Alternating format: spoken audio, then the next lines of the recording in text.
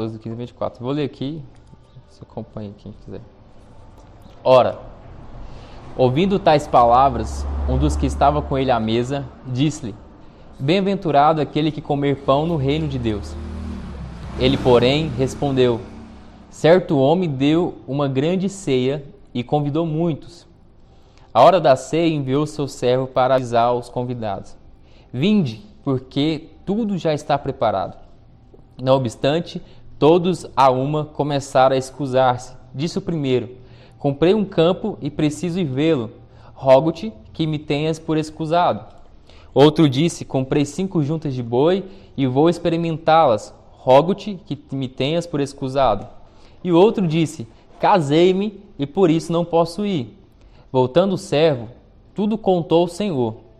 Então, irado, o dono da casa disse ao seu servo: Sai depressa para as ruas e becos da cidade e traze para aqui os pobres, os aleijados, os cegos e os coxos.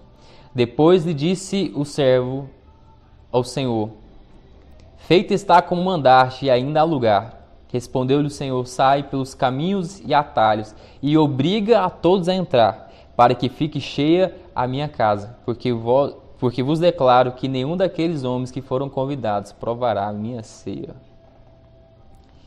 Hoje eu quero falar, então, compartilhar nosso compartilhamento de um título chamado Os Maltrapilhos foram convidados para a mesa. Os maltrapilhos foram convidados para a mesa. Esse é o título que eu quero falar hoje. E, sabe, nesse texto que nós lemos, essa parábola que Jesus conta, a primeira coisa que a gente vê no texto é que uma festa foi dada. Sabe, certo homem, ele deu uma festa. A festa, ela foi dada. Presta atenção nisso aqui. Existem festas em que você é convidado, mas você tem que pagar pelo convite. Mas a festa do reino não. A festa do reino, ela foi dada de graça. E as pessoas receberam o convite livremente, graciosamente. E hoje é comum, quando as pessoas te chamam para uma festa, você tem que levar o seu kit crente, né? Você tem que levar alguma coisa. Mas na festa do reino, não.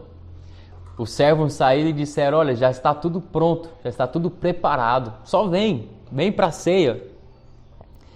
E a resposta que os convidados deram é que eles tinham outras questões. Então, o primeiro disse que ele tinha comprado um campo e precisava ir vê-lo. Mas sabe, isso é uma desculpa, porque quem que compra um campo e vai ver depois? As pessoas compram primeiro, ou vêm primeiro, depois compram. E aí o outro disse que tinha comprado 5 juntas de jumentos e precisava experimentá-lo. Quem que compra um carro e depois que faz o test drive? E por fim, o último disse: Eu me casei. Não posso ir. Estou de lua de mel. E alguém pode pensar: olha, isso é justificável, né? Mas não. Porque dependendo de quem te convida, até a data do casamento você muda. Então tem tudo a ver aqui com a questão que eles desprezaram o convite da ceia, o convite da festa. E olha a parte interessante que o verso 17 vai dizer que eles chamaram, os servos foram enviados para convidar na hora da ceia.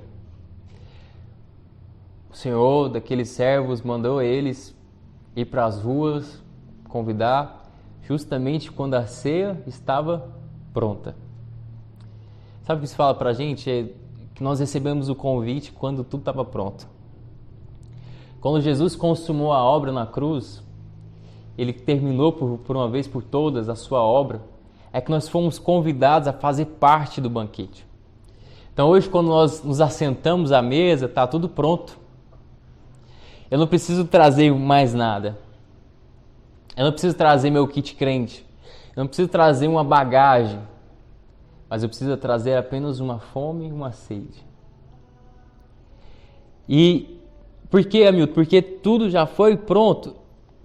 Sabe, todas as coisas estão prontas. A salvação está pronta.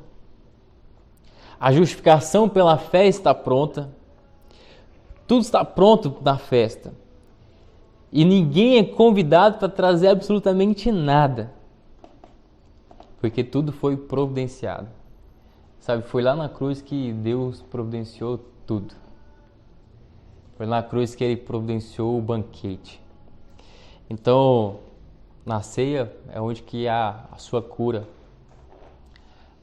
No banquete, na mesa, que está a cura da depressão, que está a sua saúde. É na mesa que está a salvação das nossas finanças. É na mesa que está tudo que a gente precisa. Porque a festa já está pronta. Amém? Amém. Olha, depois que os convidados recusaram o convite, os servos voltam, relatando todas as desculpas. E então acontece que o Senhor fica irado. O Senhor da casa, ele fica irado.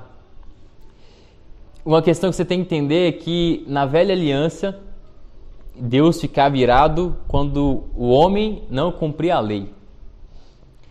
A Bíblia diz que a transgressão incita a ira de Deus.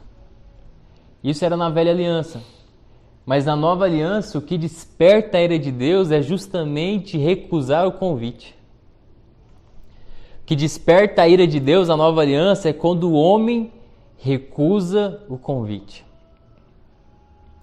E sabe por que os de justiça própria recusam graciosamente aquilo que Deus lhes oferece? Porque eles acham que possuem alguma coisa para pagar a Deus. Eles recusam a graça de Deus porque eles acreditam que possuem alguma coisa que possa comprar a Deus. Mas isso é um erro. Quando Ele nos convida para a festa, é porque Ele já pagou. E Ele não espera absolutamente nada em troca depois. Porque Ele é o Senhor da casa. Amém? E aí chega a parte em que o Senhor manda que eles saiam pelas ruas, becos da cidade.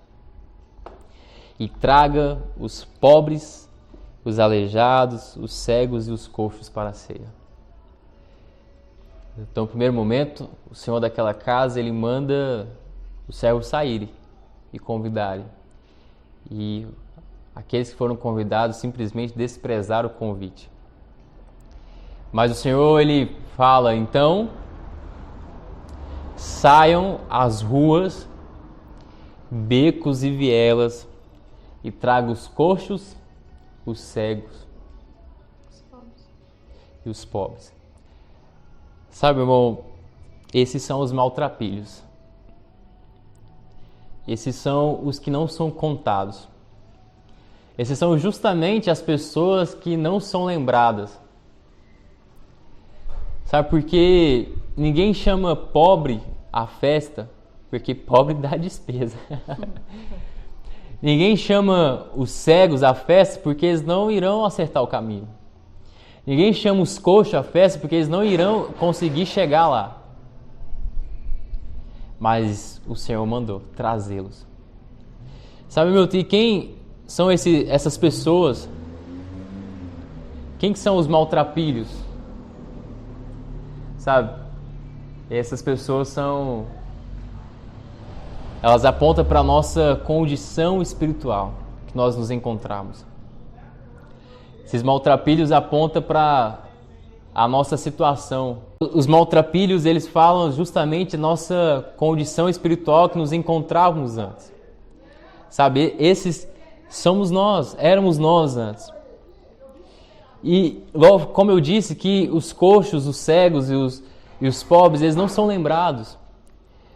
Mas aí a Bíblia diz para nós que os servos chamam, levam esses, e a Bíblia fala ainda, o servo vira para o Senhor e fala, ainda há lugar. E quando eu estava meditando nisso, eu disse, uau, ainda há lugar. A Bíblia diz que a casa já estava cheia, a mesa já estava cheia, mas o servo vira e fala, ainda há lugar. E nessa hora eu senti como o Senhor falando para mim, ainda há lugar. Sempre ainda há lugar na mesa. Sabe, alguém pode dizer, pensar assim, será que ainda existe lugar na mesa do Senhor para mim?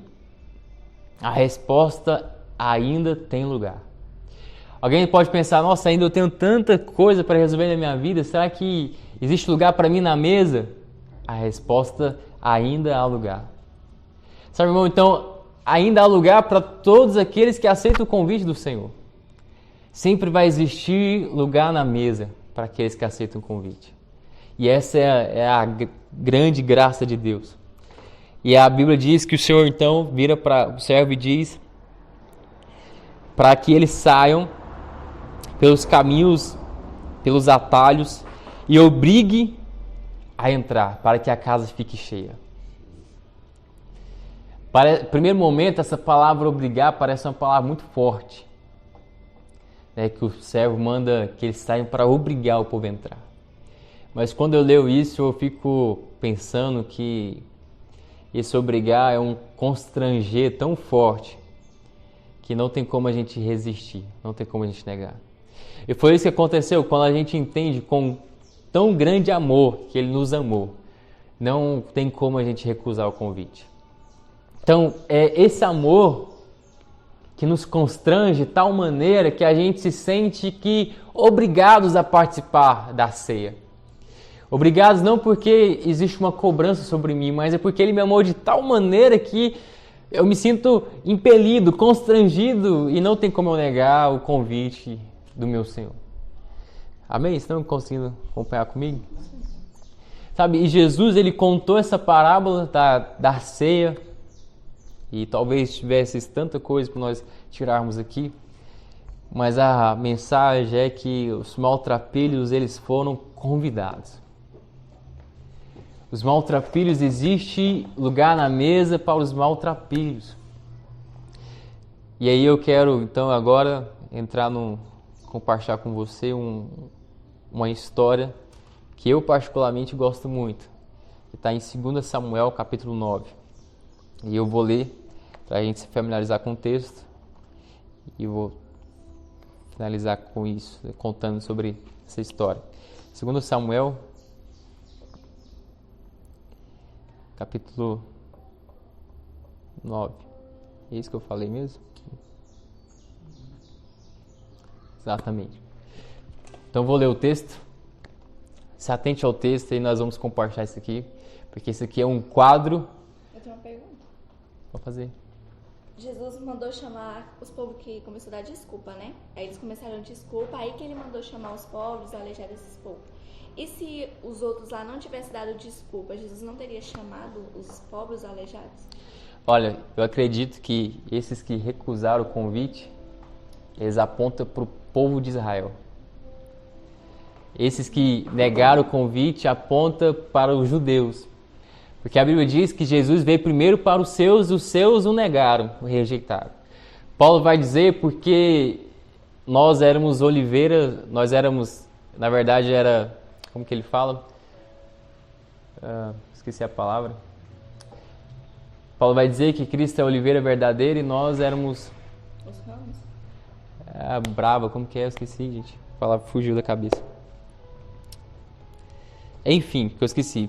A Paulo vai dizer o seguinte, que Israel era os ramos da videira e nós fomos enxertados. Então, porque Israel negou, hoje a graça nos alcançou. Deus estendeu a sua mão, mas isso era o princípio de tudo antes. Então, em primeiro lugar, essa parábola que Jesus conta, ele conta por um propósito, para mostrar como que é no reino. E ele mostra que justamente que foram os judeus que rejeitaram o convite, no primeiro momento. Por quê? Porque os de justiça própria, eles sempre acham que possuem demais, têm demais e que não precisam participar do convite.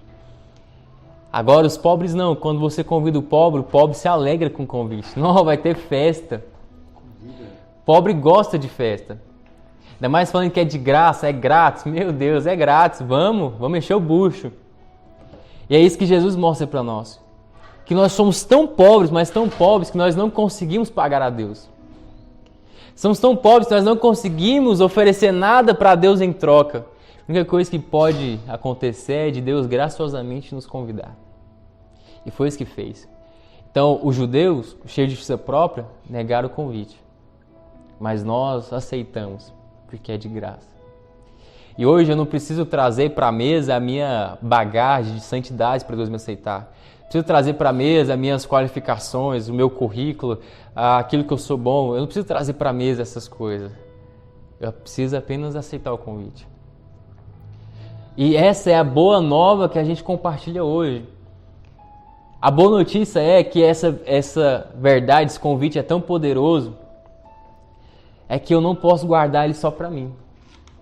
Essa boa notícia é tão grande que eu fui convidado sem merecer, que hoje eu não posso guardar isso só para mim, Gabriel.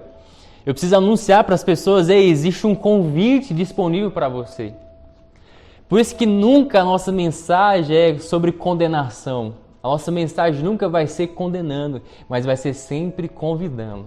Ei, existe um convite para você participar da mesa. E quais são os requisitos? É só aceitar. É só aceitar. E é isso que o Senhor tem para nós.